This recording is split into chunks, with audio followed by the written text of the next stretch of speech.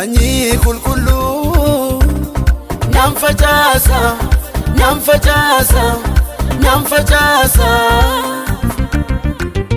waamicha koo fuulan baasa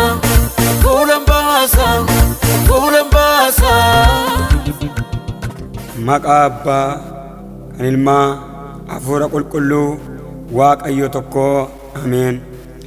Nagaanii paraarri Waaqayyoo isiniif haa ta'u jechaa dubbii sagalee Waaqayyoo qabadhee kanan dhiyaadhe.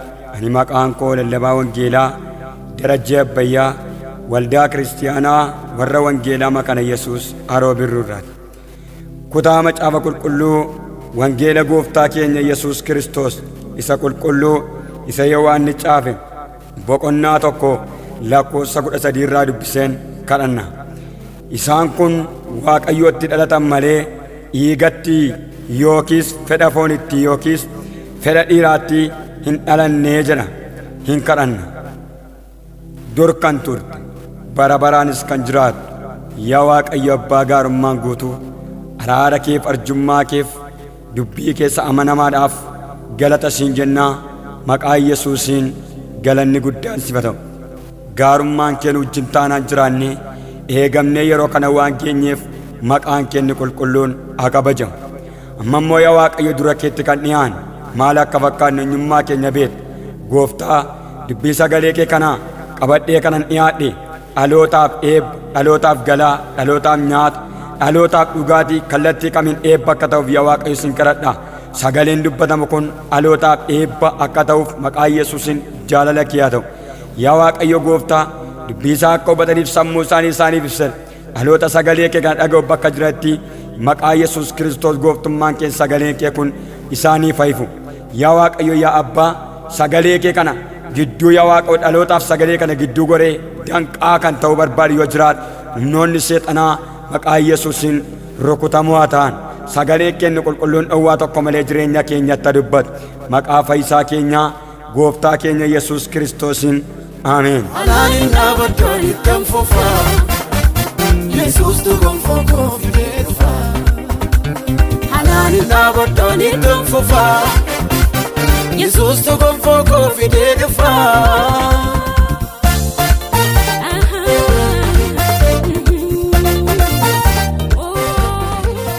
Kutaan amma keessaa dubbisi Wangeela Gooftaa keenya Yesuus Kiristoos isa qulqulluu isa Yohaannis caafe boqonnaa 1:13 irraati.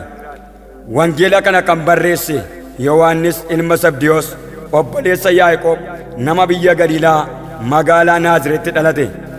Bara inni itti barreesse dhaloota Kiristoos booda bara 50 hanga 95 gidduutti. Ta'us namoonni baay'een bara garaa garaa jedhaniyyuu bara 95tti kan xumurame ta'uun isaanii amanama. Kan inni barreesseef warra Yihuudoota hin ta'iniif. Kaayyoo inni barreesseef Wangeela Yohaannis boqonnaa 20:31 irratti kan ibsame Yesuus Kiristoos ilma Waaqayyoo ta'uusaa akka amananiif amanachuu isaaniis maqaa isaatti jireenya akka qabaataniif caafame. Ergaa ijoon Wangeela kanaa Yohaannis Yesuusin akka Waaqaatti dhiyeessuu isaati. Wangeela Yohaannis boqonnaa 1:1 irratti sagalichi ofii isaatii Waaqayyoo turee jira. Yohaannis jechuun ayyaana Waaqayyoo jechuudha. Yohaannis qurxummii qabduu ture. Wangeela Maarqos boqonnaa 1:19 irraa arganna. Yohaannis wangeela tokko ergaawwan 3 mul'ata tokko barreesseera. Yohaannis dhuga baatuu ijaa kan Kiristoos ture. Wangeela Yohaannis boqonnaa 1:14 irraa akkas jedha.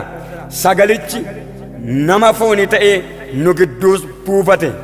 Ulfina isaa isa ayyaanaa fi dhugaadhaan guutees arginee jedha. Akkasuma wangeela Yohaannis boqonnaa 19:35 inni kana arge dhugaa ba'eera. Wanta inni dhugaa ba'es amanamaadha jedha. Kutaa amma keessaa dubbii irratti hundaa'uudhaan gara mata duree keenyaatti yeroo deebinu kiristaana Waaqayyotti gammadu kiristaana akkamiitii jedha.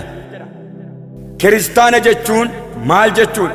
Kiristaana jechuun Kiristoos keessa jiraachuu jechuudha. Kiristoos keessa kan jiraatu tokko hojii Kiristoos hojjetu hojjeta. Lammaffaa jireenya Kiristoos jiraatu jiraata. Kiristoos keessa jiraachuun kiristaana tokko maaliin beekama? Kiristoos keessa jiraachuun kiristaana kan ittiin beekamu inni jalqabaa yookaas tokkoffaan adeemsaan. Ergaa Phexros barreesse isa tokkoffaa boqonnaa 1:15 akkas jedha. Inni isin waan qulqulluu akkuma ta'e isinis adeemsa keessan hundumaan qulqulloota ta'aa jedha.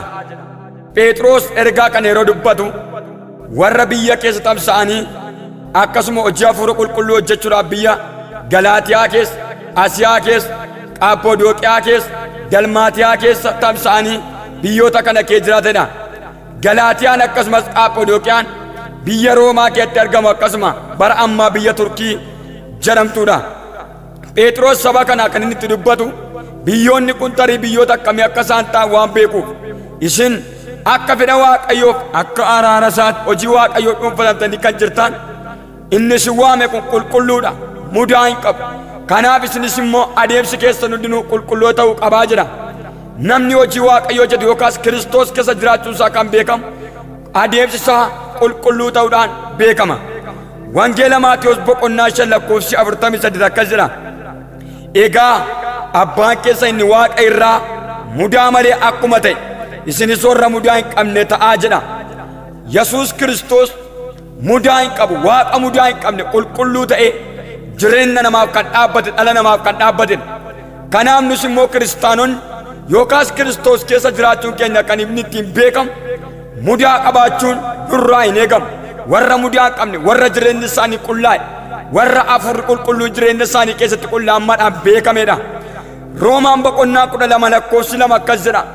Fakkeenya jireenya bara isa darbuu kana duukaa hin bu'inaa jedha.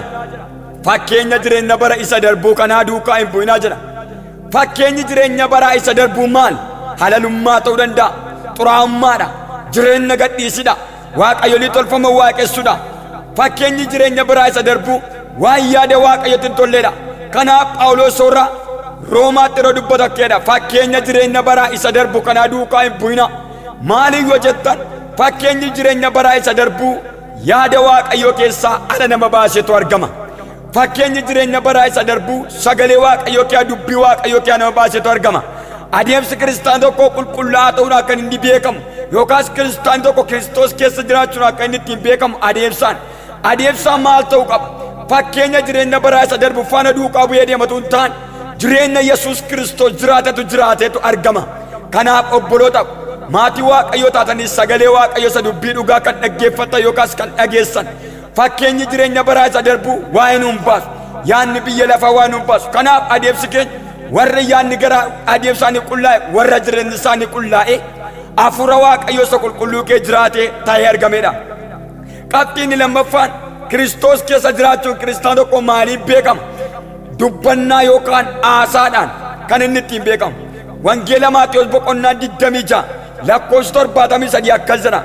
Yeroo xinnoo booddee warra achi dhaabatan wal dhufanii Phexrosin ati dhuguma isaan keessaa tokko akki haasaa keetii si lafafaa jedhan. Yeroo xinnoo booddee warra achi dhaabatan keessaa wal dhufanii Phexrosin ati dhuguma isaan keessaa tokko akki haasaa keetii si lafafaa jedhan. Akki dubbannaa Phexros eenyuun fakkaata kan jedhutu nu geessa. Akki dubbannaa Phexrosi Yesuus Kiristoosin fakkaata. Maaliif yoo jettan Phexros Yesuus Kiristoos faana bu'ee dubbii Kiristoos hubatee sagalee Kiristoos hubateera waan ta'eef ayyaana Yesuus Kiristoos qaba ture sana qaba. Kanaaf iyyuu akki dubbannaasaa, akki haasaasaa Phexros Yesuus Kiristoosin fakkaata.